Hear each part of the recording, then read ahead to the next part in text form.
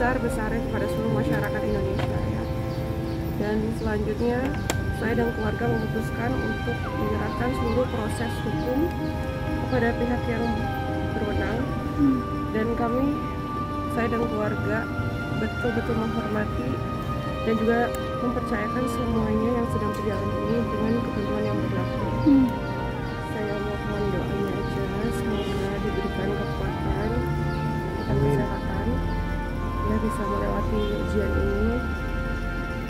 Dan saya memohon izin juga untuk melanjutkan kehidupan saya ya, kegiatan saya sehari-hari sebagai seorang ibu, urus anak-anak, dan juga sembari saya memperbaiki tanggung jawab saya kepada pihak-pihak yang terkena dampak dari situasi ini. Itu aja sih yang bisa saya sampaikan saat ini. Saya belum. Ini ada 2 poin sebenarnya. Yang pertama adalah ucapan syukur dan terima kasih kepada pihak-pihak yang memberikan atensi dan support. Buat saya itu positif sekali ya. Artinya dia memberikan sebuah apresiasi terhadap dukungan sekitarnya, publik terutama atau netizen. Nah, namun yang kedua kalau kita perhatikan ada ungkapan yang bernuansa normatif.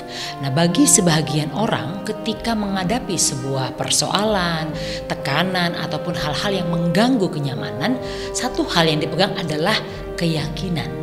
Nah, keyakinan ini membantu seseorang punya harapan. Nah, ini yang diinginkan setiap orang supaya dia bisa bertahan hidup. Nah, melalui apa keyakinan itu dibangun? Ya, melalui sebuah prinsip atau nilai-nilai normatif. Agama, budaya, kebiasaan yang berkaitan dengan adat istiadat itu bisa dipakai. Dan umumnya inilah pendekatan yang paling bisa dipakai pada satu momen dan bisa diterima oleh publik. Intinya beginilah, tadi saya sudah sampaikan, upaya dia untuk 2 hari ini tidak muncul di publik itu kan preparasi. Baik mempersiapkan mentalitasnya, mempersiapkan apa yang harus disampaikan ke publik, dan apa rencana atau tindak lanjutan. 3 poin ini muncul di upaya menyampaikan ke publik barusan gitu ya. Jadi apa yang disampaikan itu betul-betul hasil perencanaan yang sudah disusun sedemikian rupa, dan sepertinya yang bersangkutan paham poin-poin apa yang harus disampaikan itu sangat tepat. Artinya permohonan maaf itu ada, kemudian apa yang harus diberikan kepada suaminya, tindakan seperti apa, dan bagaimana tindak lanjut kepada kelangsungan hidupnya gitu ya. Dan ada satu permohonan yang diberikan kepada publik atau netizen untuk bisa memberikan ruang kepada mereka. Jadi poin-poin ini sudah dipahami untuk disampaikan kepada publik. Dan menurut saya cara penyampaiannya pun memang sudah melalui sebuah persiapan yang saya hanya bisa memahami bahwa bukan membaca ya, memahami ketika seseorang berada pada situasi ini, mau tidak mau, suka tidak suka, dia harus berhadapan dengan publik, dan itu yang dilakukan. Mungkin dipastikan dulu ya, apakah ini sebuah masalah yang baru atau ini sebuah situasi yang sudah diprediksi sehingga tidak lagi menjadi sebuah masalah gitu ya. Namun sebagai pembuktian dari prediksi-prediksi yang dimiliki. Karena kan memang sebelumnya sudah pernah terjadi gitu. Jadi istrinya paham bahwa kejadian seperti ini bisa berulang dan ada peluang untuk mengalami kembali. Nah, ini saya nggak bisa pastikan gitu. Namun apapun itu ya, nggak ada istri yang senang suaminya terlibat narkotika dan obat-obatan terlarang, nggak pernah ada. Dan kondisi seseorang yang mengalami atau terlibat di narkoba tidak bisa juga dikatakan korban dari narkoba. Mengapa? Karena kesadaran untuk menggunakan, mengkonsumsi narkoba itu adalah murni dari dirinya, keputusan yang diambil sendiri. Sehingga kalau ini disebut sebagai sebuah masalah, mungkin kita perlu pertanyakan lebih lanjut. Ya pastilah ya, pasti kecewa kan seorang istri gitu. Tapi yang penting adalah sekarang kita saling menguatkan gitu loh, ya kan? Nguatin Bang Amar juga supaya semangatin Bang Amar, semangatin Kak Ibel juga, nguatin Kak Ibel juga gitu. Itu yang paling penting gitu. Jadi nggak ada yang lain. Iya, yang paling penting Bang Amar ini udah mengakui kesalahannya teman-teman, gitu kan. Dan Bang Amar nangis di depan saya gitu. Intinya Bang Amar tuh mau berubah menjadi pribadi yang lebih baik lagi. Dan Ya, saya sebagai adik, sebagai anak bapak juga, anak bapak saya, ya saya ya udah mendukung sebagai adiknya seperti apa gitu, dukungan moral yang dibantu sama saya sendiri gitu loh. Makanya kan saya datang terus ke sini. Support system itu adalah hal mutlak dalam pemulihan sebuah kondisi ketika seseorang mengalami atau terlibat di narkoba begitu ya. Jadi support system itu apa? Artinya dukungan dari orang-orang yang paling dekat gitu. Bukan berarti bahwa orang-orang terdekat itu menerima keadaannya atau tetap akan setia di sampingnya, belum tentu. Mereka mungkin akan punya jarak gitu. Mereka mungkin akan punya ketegasan dalam menghadapi si pelaku pengguna narkoba ini.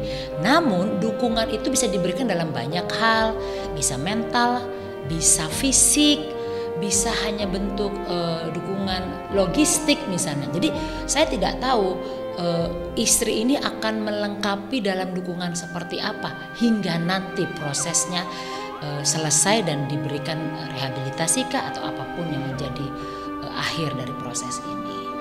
Kita dikenal banyak orang dan kemudian ada sebuah peristiwa yang dianggap ini kan sebuah hal yang memalukan gitu. Jadi bagi sejumlah orang ini bukan hal yang positif yang bisa dibanggakan lah. Ya pasti orang nggak mau dong gitu untuk memperlihatkan itu di media. Lalu yang kedua, dia akan menjadi bulan-bulannya media gitu. Dan ini yang dia nggak mau gitu. Dia akan terus dicari, dicecer, ditanya dan segala macam. Ya dia harus menghilang dan itu betul.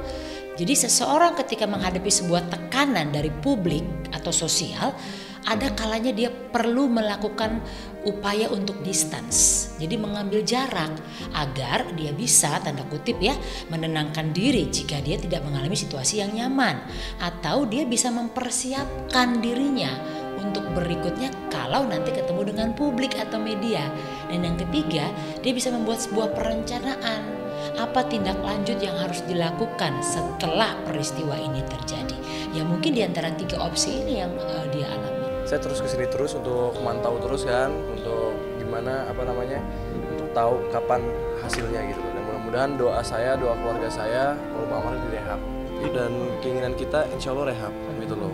Karena kan Bang Amar kan cuman hanya pengguna gitu loh. Jadi memang bukan ada sindikasi yang lain-lain macam-macam gitu loh. Jadi pure pengguna harus diobatin gitu sih.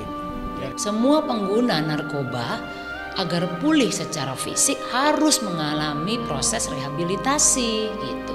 Jadi itu bukan sebuah hanya dukungan emosional, tapi itu memang sistem yang harus dilakukan karena proses metabolisme di fisik ini yang harus diperbaiki terlebih dahulu. Itu intinya. Pengguna narkoba ini kompleks ya. Yang tahu isi kepalanya itu cuma dia sebenarnya. Nah, proses recovery-nya pun tidak sesederhana masuk rehabilitasi 1 kali dan kemudian bisa 100% akan hilang. Nah, apalagi pasangannya yang tidak tahu isi kepalanya, tidak tahu apa yang dirasakan. Jadi mungkin tanya pada yang bersangkutan gitu ya, bagaimana situasi perasaan dia sesungguhnya.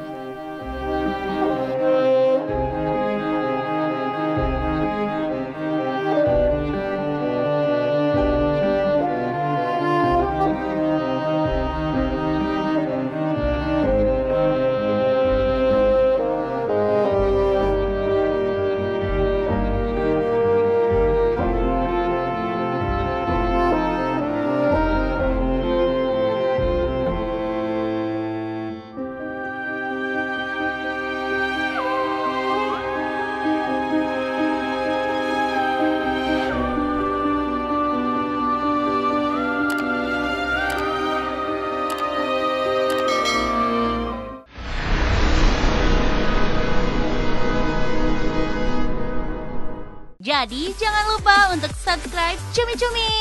Ditekan ya tombol lonceng merahnya.